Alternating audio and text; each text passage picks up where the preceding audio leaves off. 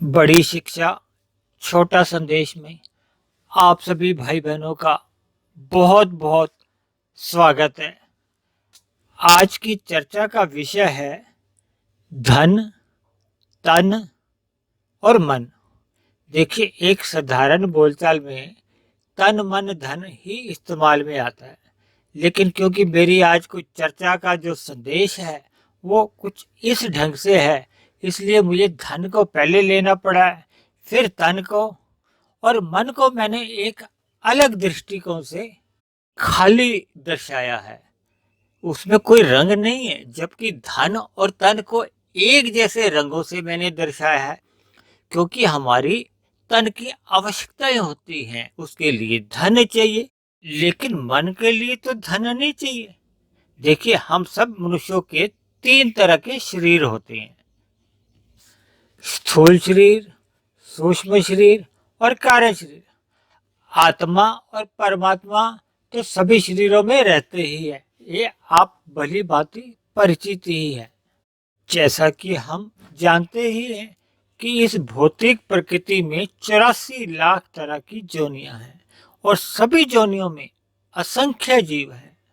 लेकिन मनुष्य जोनि का और अन्य जोनियों में एक मूलभूत जो अंतर है वो ये है कि मनुष्य जोनि कर्म जोनि है, जबकि मनुष्य से नीचे की सभी जोनियां या मनुष्य से ऊपर की सभी जोनियां भोग जोनियां कही गई हैं। यानी कि उन जोनियों में केवल मनुष्य जोनि में ही किए गए पाप और पुण्य कर्मों का फल भोगा जाता है। मनुष्य योनि में ही कर्म करने की स्वतंत्रता दी जाती है। ये मनुष्य के विवेक पर निर्भर करता है कि वो पुण्य कर्म करता है या निष्काम कर्म करता है, या अज्ञानतावश भोगों के लिए पाप कर्म भी कर जाता है। ताकि अभी बताया ही था कि हमारे स्थूल शरीर की कुछ आवश्यकताएं होती है, उन आवश्यकताओं के लिए हमें पुरुषार्थ करना होता है, यानी कि परिश्रम करना होता है। लेकिन सभी ही मनुष्यों की आवश्यकताएं लगभग सीमित ही मानी गई हैं। इच्छाएं सबकी अलग अलग हो सकती हैं। देखिए, सब में भोगने की इच्छाएं अलग अलग हो सकती है। किसी में कम होती हैं, किसी में मध्यम स्तर पे होती है, कईयों में बहुत अधिक इच्छाएं पाई जाती हैं। अर्थात आवश्यकताओं की पूर्ति करनी हो या भोग प्रेरित इच्छाओं की पूर्ति करनी हो तो उसके लिए पदार्थ चाहिए, और पदार्थों को खरीदने के लिए धन चाहिए। यानी कुल मिलाकर हमारे तन के लिए हमें धन की आवश्यकता पड़ती है। ऐसा प्राय देखा जाता है कि किशोरा अवस्था के बाद और वृद्धावस्था में पहुंचने से पूर्व तक के जितने भी उसके कर्म होते हैं वो प्रत्यक्ष रूप से या अप्रत्यक्ष रूप से धन कमाने के उद्देश्य से ही किए जाते हैं। अब देखिए, मनुष्य जन्म के साथ ही अपना एक स्वभाव लेके आता है। उस स्वभाव में तामसी संस्कार भी हो सकते हैं, राजसी संस्कार भी हो सकते हैं और सात्विक संस्कार भी हो सकते हैं। अक्सर ऐसा देखा जाता है कि जिनके सात्विक संस्कार अधिक प्रधान होते हैं ना, वो केवल अपनी आवश्यकताओं के लिए ही पुरुषार्थ करते हैं, और आवश्यकताओं की पूर्ति तो हजारों लाखों में नहीं, सैकड़ों रुपए कमाने से भी हो जाती है। यानी कि एक साधारण पुरुषार्थ करने से भी इतना धन कमाया जा सकता है कि हमारी आवश्यकताओं की पूर्ति हो जाती है। लेकिन कुछ मनुष्यों के राजसी संस्कार अधिक शक्तिशाली होते हैं, अधिक प्रधान होते हैं, तो ऐसे लोगों की भोग प्रेरित इच्छाएं अधिक होती हैं, तो फिर वो धन कमाने के लिए अधिक भागदौड़ करते हैं, हाय तौबा करते रहते हैं। यानी कि अपने तन द्वारा एक सामान्य से अधिक परिश्रम करते हैं, जितने घंटे काम करना चाहिए उससे अधिक भागदौड़ करते रहते हैं। ऐसे में तन को कुछ बीमारियां भी होनी शुरू हो जाती हैं। देखिए, जब हम सैकड़ों से हजारों में जाते हैं कमाने के लिए, तो फिर थोड़ा जो अतिरिक्त परिश्रम तन को करना होता है ना, उसी के फलस्वरूप ये जो हम आम बीमारियां देखते हैं ना, बीपी की है, हार्ट की है, डायबिटीज की है, यानी कि बहुत भागदौड़ करते रहने से ये बीमारियां फिर जन्म ले लेती हैं। और जब मनुष्य को सैकड़ों भी नहीं, हजारों भी नहीं, लाखों रुपया कमाने की मन में आ जाती है ना, तो ऐसे में मनुष्य तन के साथ साथ मन को भी मार लेता है। यानी कि उसमें तामसी प्रवृत्तियां आ जाती हैं, उसमें झूठ, छल, कपट, हेरा फेरी, ठगी, चोरी, डकैती जैसे अधार्मिक काम होने शुरू हो जाते हैं। ऐसे सभी अधार्मिक काम तामसी कर्म गिने जाते हैं, दूसरे शब्दों में पाप कर्म गिने जाते हैं। देखिए, जब मनुष्य में राजसी संस्कार अधिक होते हैं ना, तो केवल तन को ही मारना पड़ता है, क्योंकि हाय तौबा जितनी भी की जाती है या शरीर से जितना भी अधिक परिश्रम किया जाता है, हम उसमें अन्य लोगों के साथ छल कपट, ठगी, हेरा फेरी नहीं करते, यानी कि अधार्मिक कार्य नहीं करते, केवल अपने तन को ही मारते हैं। लेकिन जब हम अधिक धन कमाने के लिए, जब हम अपने अन्य लोगों के साथ भी छल कपट ठगी करते हैं, तो आपने महसूस किया होगा। देखिए, आरंभ में जब हम छोटी सी भी चालाकी करते हैं, झूठ बोलते हैं, छल कपट ठगी अन्यों के साथ करते हैं, तो हमारा मन आरंभ में मना करता है, अंदर से आवाज आती है, क्योंकि मन अभी साफ होता है।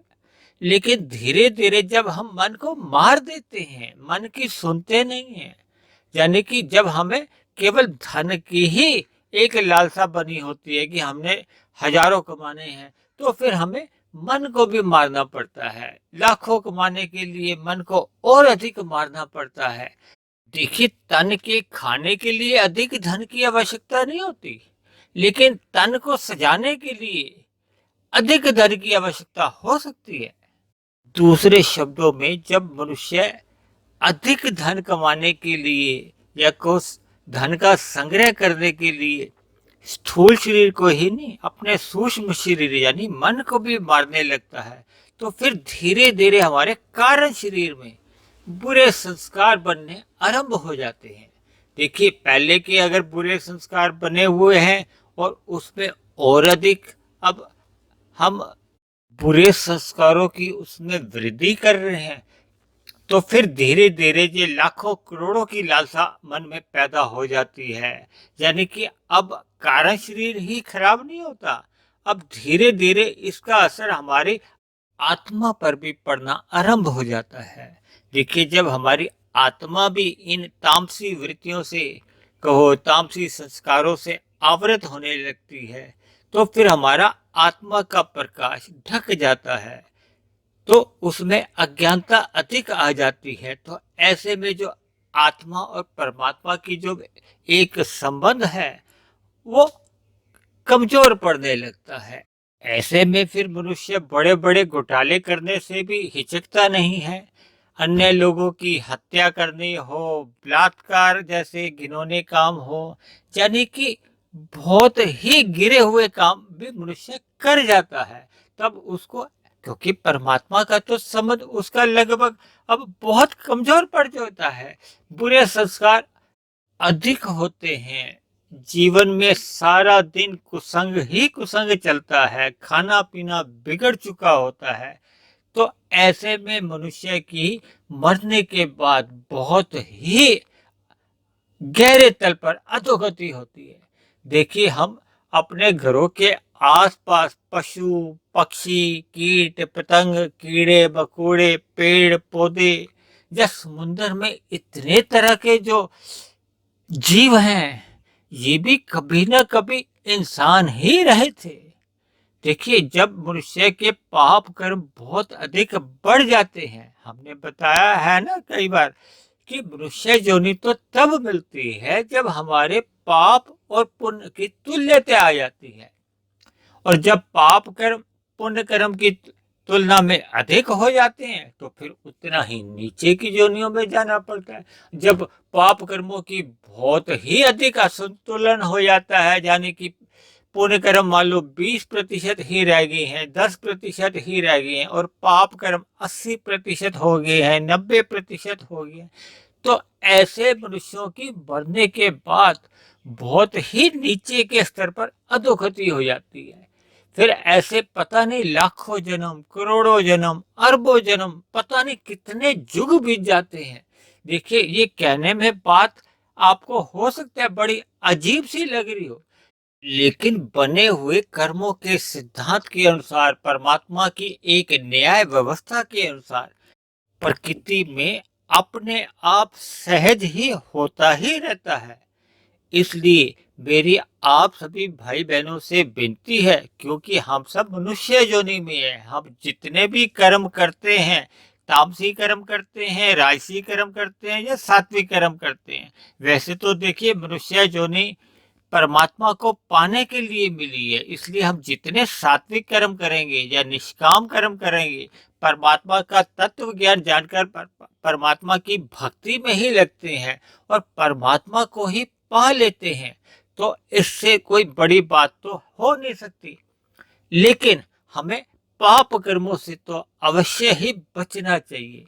इसलिए जो आज मैंने धन, तन और मन के ऊपर जो चर्चा की थी, इस को धन को जो प्रथम स्थान पे है, इस धन को आपने अपने जीवन में प्रथम स्थान से उठाकर अंतिम स्थान में ले आना है। जैसे कि तन, मन, धन हमारे ऋषि मुनियों ने भी कहा है, उसका एक क्रम दिया है।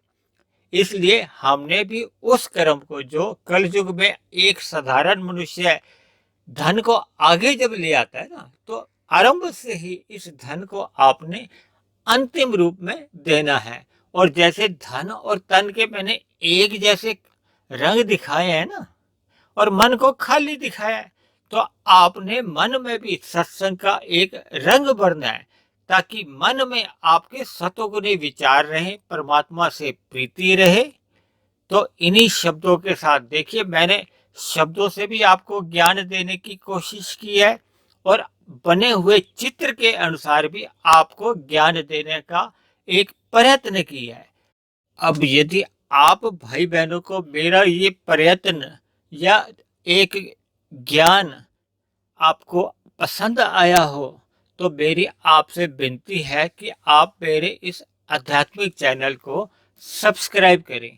वह अन्य सतोगुनी भाई बहनों को जो परमात्मा को जानने की इच्छा रखते हैं, जिज्ञासा रखते हैं, ऐसे भाई बहनों को भी प्रेरित करें, ताकि अधिक से अधिक ज्ञान समाज में जाए, समाज में एक अच्छा वातावरण बने।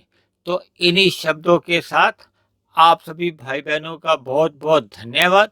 कल फिर मिलते हैं एक नए विषय को लेकर, एक नए संदेश के साथ। तब तक आप सभी भाई बहनों का बहुत बहुत धन्यवाद।